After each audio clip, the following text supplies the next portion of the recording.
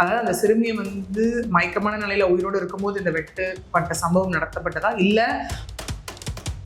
எதுக்கு மேடம் வெட்டி போடணும்? ரேப் பண்ணிட்டு கூட விட்டுருக்கலாம், அந்த பொண்ணா குலைச்சிருக்கும்ல, எதுக்கு அப்போ எல்லாம் போதையில இருந்துருமா எப்படி மேடம்? இந்த சிறுமி வந்துட்டு அதான் பாத்ரூம்க்கு அவங்க வந்து வெளியே போயிருக்காங்க. போன சிறுமி திரும்ப வீட்டுக்கு வரவே இல்லை.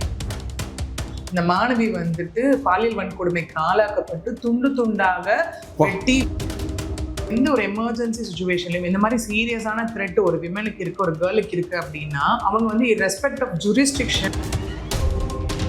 புதிய சிந்தனை நேயர்களுக்கு வணக்கம். இன்றைய சிறப்பு நேர்காணலில் நம்முடன் இருக்கும் சிறப்பு விருந்தினர் வழக்கறிஞர் திருமதி பிரியதர்ஷினி அவர்கள். மேம் வணக்கம். வணக்கம் சார்.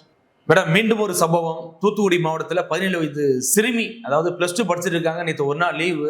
அந்த ஏரியா பொறுத்தளவு பார்த்தீங்கன்னா அந்த ஓப்பனாக தான் பாத்ரூம் போகிறது எல்லாமே. ஏன்னா வீட்டில் அந்த அளவுக்கு வசதி இல்லாத சமயத்தில் நேற்று ஈவினிங் ஒரு பொண்ணு வெளியில் போயிருக்கு. அந்த பொண்ணு திரும்ப மீண்டு வரவே இல்லை. போய் கம்ப்ளைண்ட் கொடுத்தாலும் எந்த ரெஸ்பான்ஸ் இல்லை. கடைசியாக பார்த்தீங்கன்னா ஒரு கிட்டத்தட்ட துண்டு துண்டா வெட்டி தான் அந்த மாணவியை மீட்கப்பட்டிருக்காங்க. இந்த சம்பவத்துக்கு முன்னாடி என்ன நடந்திருக்கும்? எஸ், நம்ம இப்போ இந்த ஒரு கேஸ் பற்றி 2-3 கேஸ் டிஸ்கஸ் பண்ணுற டைமில் கிட்டத்தட்ட இந்த 2-3 நாட்களில் மட்டும் பார்த்தீங்கன்னா வெவ்வேறு பிளேசஸில் தட்டு எஸ்பெஷலி இந்த மாதிரி ஊர் சைடாக இருக்கட்டும், சவுத் சைடில் சென்னையிலையா இருக்கட்டும், கிட்டத்தட்ட ஒரு 6 வழக்கு கிட்ட வந்து பதிவாயிருக்கு. நமக்கு எல்லாமே ரேப் அண்ட் கேங் ரேப். ஒரு பக்கம் வெட்டுக்குத்து அப்படின்னு ஒரு பக்கம் ரெஜிஸ்டர் ஆனாலும், ஒரு பக்கம் வந்து அந்த போதை அப்புறம் ட்ரிங்க்ஸ் ஆல்கஹால் அப்படிங்கிற பேஸ்ல ஒரு கிரைம் ரெஜிஸ்டர் ஆனாலும், இந்த விமெனுக்கு அகெயின்ஸ்டா நடக்கக்கூடிய கிரைம், தட்டு எஸ்பெஷலி இந்த பள்ளி மாணவிகள், தென் இந்த கல்லூரி வந்து மாணவிகள், இவங்களுக்கு அகெயின்ஸ்டா நடக்கக்கூடிய ஒரு விஷயம் வந்து நாளுக்கு நாள் இன்னும் அதிகமாகிக்கிட்டு தான் இருக்கு. அதாவது டிஃப்ரெண்ட் ஃபார்ம்ஸ்ல இந்த ஒரு விஷயத்தை கையாண்டு தான் இந்த ரேப் நடக்கும், இந்த கேங் ரேப் நடக்கும் அப்படிங்கிறது கிடையாது. எந்த ரூபத்துல வேணா அது நடக்கலாம் அப்படிங்கிறது. ஏன்னா திரும்ப திரும்ப இந்த பெண்ணை நோக்கியும் ஐ திங்க் சமூகம் கேள்வி வைக்க முடியாதுன்னு நினைக்கிறேன் இல்லையா? அந்த பெண் அந்த டைமுக்கு அங்க போகணும்ன்ற கேள்வியை, ஏன்னா யூஸ்வலா அது ஒரு காமன் டேகா இருக்கு இல்லையா? ஏன்னா முந்தா நாள் இரவு வந்துட்டு அதாவது இயற்கை உபாதைக்காக வீட்டிலிருந்து பக்கத்துல போன ஒரு சிறுமிக்கு, ஒரு குழந்தைக்கு நடந்த ஒரு சம்பவம் தான் இது. ஓகே, அதனை தொடர்ந்து இன்னைக்கு அதுல வந்து ஒரு அபிஷியல் மேலே ஒரு நடவடிக்கையும் எடுக்கப்பட்டிருக்கு இந்த இடத்துல. ஓகே, ஸோ இந்த மாதிரியான ஒரு சில விஷயங்கள் நடக்கும்போது மக்களுக்கு இன்னும் நீதித்துறை மேல ஒரு நம்பிக்கை இருக்கிறதுக்கான காரணமாகவும் இருக்கு. முந்தின நாள் இரவு இந்த சிறுமி வந்துட்டு அதான் பாத்ரூம்க்கு அவங்க வந்து வெளியே போயிருக்காங்க. போன சிறுமி திரும்ப வீட்டுக்கு வரவே இல்லைன்னு ஊர் மக்கள் எல்லாரும் சேர்ந்து வந்து தூத்துக்குடி வேடநத்தம், ஓகே, அந்த பகுதியில தான் நடந்த ஒரு விஷயம். இவங்க முழுக்க தேடுறாங்க, காவல்துறையில போய் கம்ப்ளைண்ட் கொடுக்குறாங்க. முந்தானைத்து இரவு நடந்த சம்பவம் நேற்று மதியத்துக்கு மேல ஈவினிங் போலதான் கண்டே பிடிக்கப்பட்டிருக்கு. என்ன அப்படின்னா, இந்த மாணவி வந்துட்டு பாலியல் வன்கொடுமைக்கு ஆளாக்கப்பட்டு துண்டு துண்டாக வெட்டி வீசப்பட்டிருக்காங்க அப்படிங்கிற ஒரு விஷயம். கண்டிப்பா மேடம், என்ன நடந்திருக்கும் கிட்டத்தட்ட? ஏன்னா துண்டு துண்டா வெட்டி போற அளவுக்கு என்ன நடந்திருக்கு? சரி, இங்க என்ன அப்படின்னு பார்த்தோம்னா, அகெயின்ஸ்டில் எங்க போலீசார் வந்து ஃபர்ஸ்ட் வந்து தனிப்படை அமைச்சு ஒரு 4 பேர்கிட்ட விசாரணை நடத்துறதா ஒரு விஷயம். இன்னைக்கு 6 தனிப்படை அமைக்கப்பட்டு 10 பேரிடம் இங்க வந்து விசாரணை நடத்திட்டு இருக்காங்க அப்படிங்கிற ஒரு விஷயம். ஸ்டில் இதுல யாரு சஸ்பெக்ட் அப்படிங்கிற ஒரு விஷயம் நமக்கு தெரியல. ஏன்னா இன்னும் இங்க வந்து இந்த சிசிடிவி ஃபுட்டேஜ்ல இருந்து இதுல இருந்து எல்லாமே வந்து கலெக்ட் பண்ணப்பட்டு இங்க வந்து விசாரணை அப்படிங்கிறது வந்து இங்க வந்து இப்போ செஞ்சுக்கிட்டு இருக்காங்க. கண்டிப்பா கேங் ரேப்பா இருக்குமா மேடம்? எப்படி மேடம்? ஸ்டில் அந்த ஸ்டேட்டஸ் நமக்கு தெரியல சார். ஏன்னா இப்ப 10 பேரிடம் விசாரணை நடந்துட்டு இருக்கு. அந்த 6 தனிப்படையுமே அமைக்கப்பட்டிருக்கு. அவங்க யார் அப்படிங்கறது பிடிக்க, ஏன்னா ஒருவேளை அந்த விட்னஸ் உயிரோட இருந்தாவாது நமக்கு ஏதாவது அங்க ஒரு லூப் கிடைச்சிருக்கும். எடுத்தோடனே இத்தனை நடந்தது, இவ்வளவு பேர் இப்படிங்கிற மாதிரியான லூப் கிடைச்சிருக்கும் அந்த இடத்துல. பட் இங்க அந்த மாதிரியான எந்த விஷயமுமே இல்லை. ஏன்னா சம்பந்தப்பட்ட சிறுமியை இறந்துட்டாங்க. தட் இஸ் விக்டிமே இங்க இல்ல. ஏன்னா விக்டிமோட ஒரு சாட்சி வந்து மிக முக்கியமான சாட்சி எந்த கேஸ்லயும் இல்லையா? நமக்கு எவ்வளவு எவிடன்சஸ் இருந்தாலும் பாதிக்கப்பட்டவங்களோட ஸ்டேட்மெண்ட் நமக்கு மிக முக்கியமானது. எந்த ஒரு கேஸும் ஸ்ட்ராங்கா இருக்கிறதுக்கு, எந்த ஒரு கேஸ்லயும் குற்றவாளிக்கு தண்டனை வாங்கி கொடுப்பதற்காக.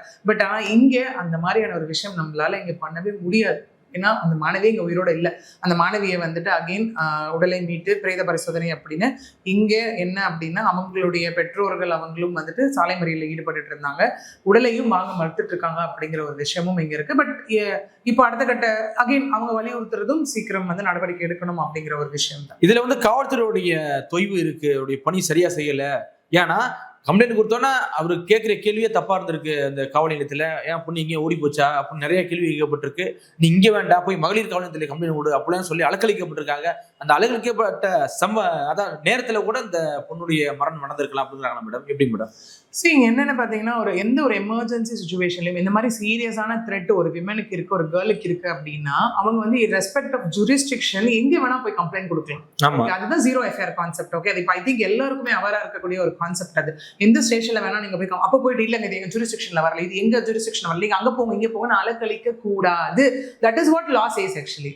ஓகே, அப்படி இருக்கும்போது எங்க போய் கம்ப்ளைண்ட் கொடுத்தாலும் அந்த கம்ப்ளைண்ட் மீது ஆக்ஷன் எடுத்துட்டு ஃபர்தரா வேணா அந்த எஃப்ஐஆர் அதுக்கு உரிய ஜூரிஸ்டிக்ஷனுக்கு அவங்க ட்ரான்ஸ்ஃபர் பண்ணலாம்.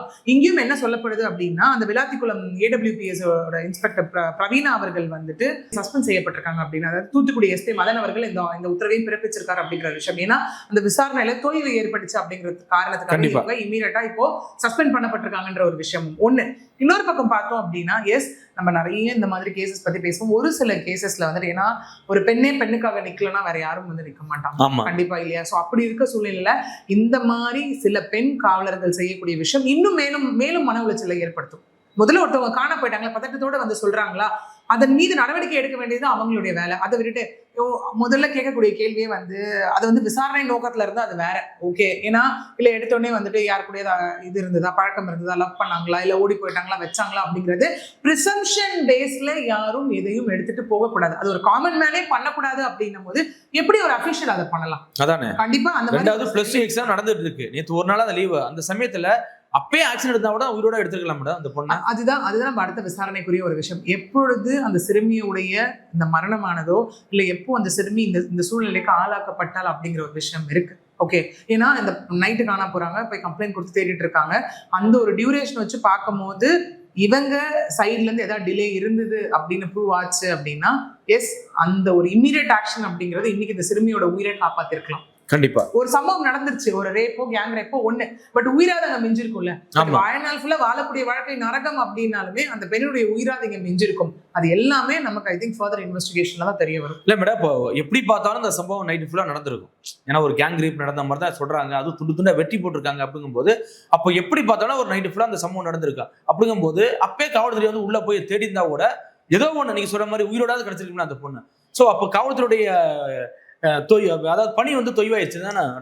அதன் காரணமாக அப்படி ஒரு விஷயம் இருக்குமோ அப்படிங்கிற பிரசம்ஷன் ஃபேக்டர்ல தான் இன்னைக்கு அவங்க வந்து சஸ்பெண்ட் செய்யப்பட்டிருக்காங்க இல்லையா. ஸோ இதுல என்ன அப்படின்னு பார்த்தோம்னா ஒரு ரேப் கேங் ரேப் அப்படிங்கிறதே வந்துட்டு ரொம்ப கொடுமையான ஒரு விஷயம். அப்படி இருக்கும்போது ஒரு இன்னும் அதுல இன்னொரு விஷயமும் தெரிய வேண்டியது நமக்கு இருக்கு அது இன்வெஸ்டிகேஷன்ல.